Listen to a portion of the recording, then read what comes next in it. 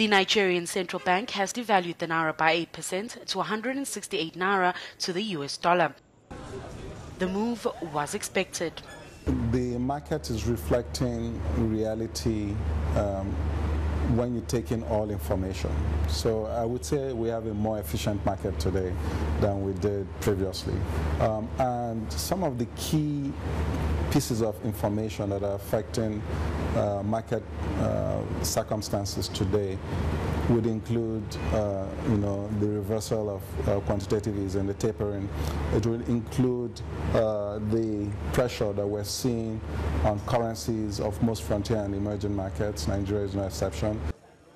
Several foreign companies have already been affected by the devaluation. South African telecom giant MTN's shares fell 1.4% to $20.19. Two-wheeler exporter Bajaj Auto's shares fell nearly 2% to $47.8. Telecom major Bharti Airtel shares fell over 1% to $6.40. Experts say one of the biggest costs for these companies will be rising import costs. As a consequence, they are expected to raise prices. This, coupled with raised interest rates, will put pressure on consumers.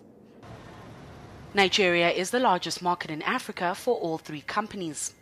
The devaluation means that consumers will now need 10,000 naira for what 9,000 used to buy. According to Ventures Africa, there are several other ways the consumer could be affected. Shopping will get costlier as the dip in the naira's value will lead to a spike in inflation.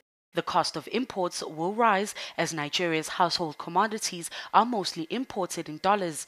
Borrowing regulations will get tougher and holidays and getaways could be affected as the naira to dollar value changes.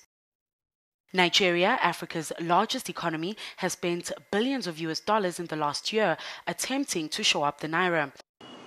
This is largely due to the falling oil price, Nigeria's largest export. Dogozo Kumalo, Johannesburg.